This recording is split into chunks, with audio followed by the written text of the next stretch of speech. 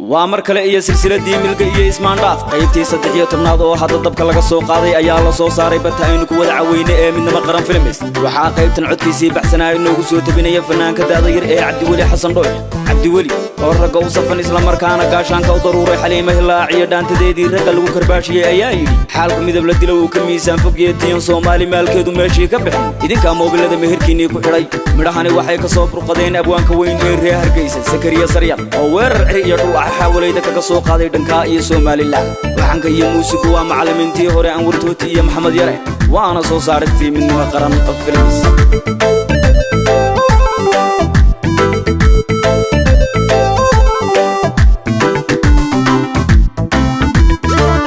قرت موروك تاي ميسك هذا الكيال عرما مركي راكو مير ساريان وسريي يا سومرتي جرتين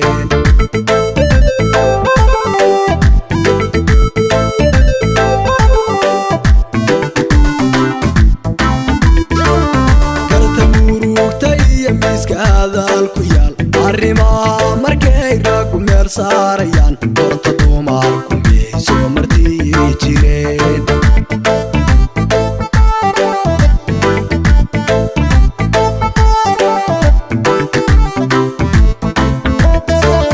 هذا ميرين جيرين مرنا كاما عشري كويري مالكادنا كو جابين مروري روحو كامنا مرحبي وكدور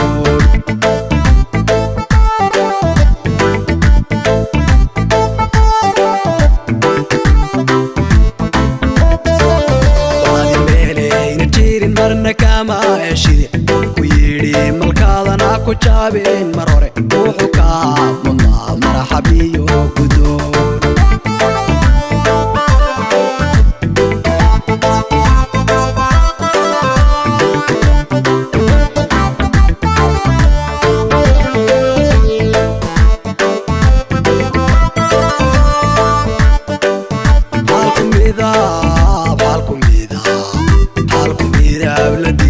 كميسان فوقي حشوضة تيو صومالي مالكيدي ماشي كبيحين كجوغا إيدو كامو بلاذا ميركيني كديغاي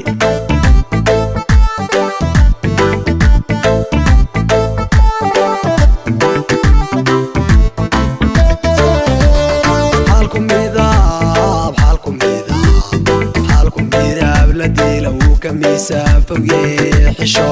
حشوضة تيو صومالي مالكيدي ماشي كبيحين كجوغا إيدين كامو بلاذا ميركيني كديغاي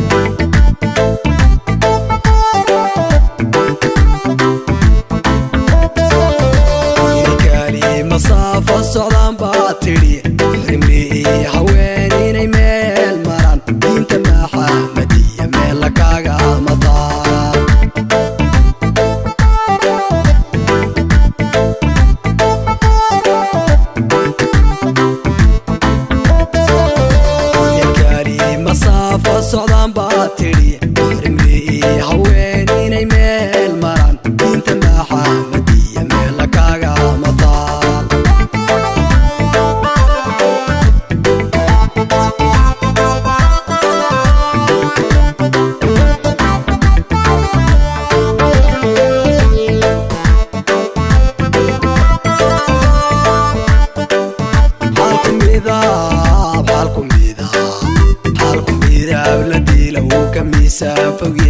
xishooda tiyo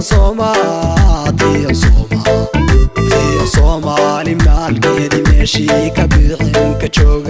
jooga idinka moobilada meherkiinii ka dhigay